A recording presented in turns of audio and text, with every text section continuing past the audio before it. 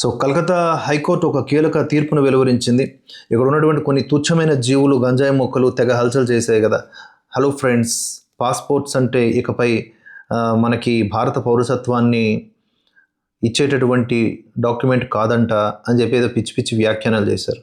ఏవో కొత్తగా బీజేపీ తీసుకొచ్చిన విధానాల్లాగా. సరే, ఆ విషయాన్ని పక్కన పెడితే హైకోర్టు ఇచ్చినటువంటి తీర్పు సారాంశాన్ని ఒకసారి గమనిద్దాం. చాడా శాస్త్రి గారి అనాలిసిస్ ఇది. విశిష్ట గుర్తింపు వేరు, పౌరసత్వం వేరు అనేది శీర్షిక. ఈ తీర్పులో ముఖ్యమైనటువంటి అంశాలు ఏంటంటే, భారతీయ 1955 పౌరసత్వ చట్టం ప్రకారం తాను భారతీయ పౌరుణ్ణి అని నిరూపించుకోవాల్సిన బాధ్యత ఎవరిది అంటే పిటిషన్దారుడిది. ఆ చట్టం మరియు తదుపరి సవరణల ప్రకారం జన్మతః పౌరులు అంటే వీరు జనన ధృవీకరణ పత్రం, అవసరమైతే తల్లిదండ్రుల పౌరసత్వం నిరూపించే పత్రాలు, వంశం ద్వారా పౌరులు అంటే వీరు తల్లిదండ్రుల భారతీయ పౌరసత్వం, దరఖాస్తుదారు జననం నిరూపించే పత్రాలు, రిజిస్ట్రేషన్ లేదా న్యాచురలైజేషన్ ద్వారా అంటే వీరు కేంద్ర ప్రభుత్వం జారీ చేసిన రిజిస్ట్రేషన్ లేదా న్యాచురలైజేషన్ సర్టిఫికేట్ ద్వారా, ఇక ఇతర నిబంధనల కింద అంటే కొన్ని సంబంధిత సర్టిఫికెట్స్ ప్రొడ్యూస్ చేయడం ద్వారా. ఆధార్ అనేది కేవలం గుర్తింపు, నివాసం మాత్రమే నిరూపిస్తుంది, పౌరసత్వం కాదు. ఇక పాన్ అనేది పన్ను గుర్తింపు పత్రం మాత్రమే. ఓటర్ ఐడి అనేది ఎన్నికల రోల్లో పేరు ఉందని చూపిస్తుంది, అంతేగాని పౌరసత్వానికి నిశ్చయమైనటువంటి రుజువు అది కూడా కాదు.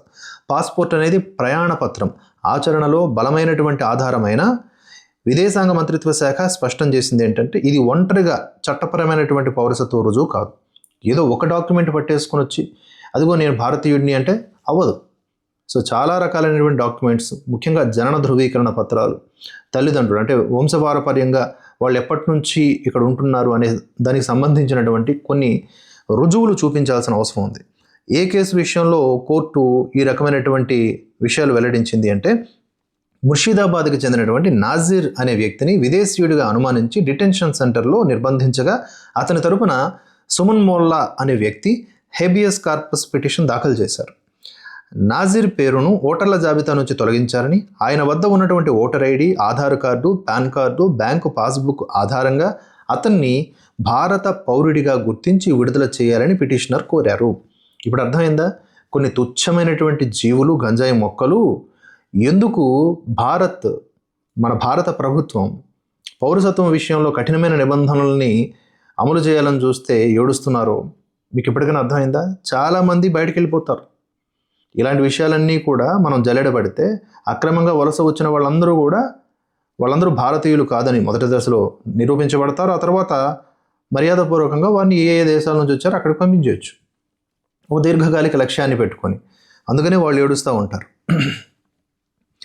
ఈ పిటిషన్ను విచారించినటువంటి జస్టిస్ దేబాంశు బసాక్, జస్టిస్ మహమ్మద్ సెబ్బర్ రషీదీల నేతృత్వంలోని డివిజన్ బెంచ్ ఈ ప్రతిపాదనను తిరస్కరిస్తూ, చూడండి ఆ బెంచ్లో ఆ పేర్లు బట్టి వేరే అంటే ఇతర మతస్థులు కూడా ఉన్నారు. జడ్జిల్ని మతాలకు అతీతంగా చూడాలి. బట్ నేను చెప్తున్నది ఎందుకు అంటే, వాళ్ళు ఇచ్చినటువంటి తీర్పే ఇది. ఆ ప్రతిపాదనను తిరస్కరించారు.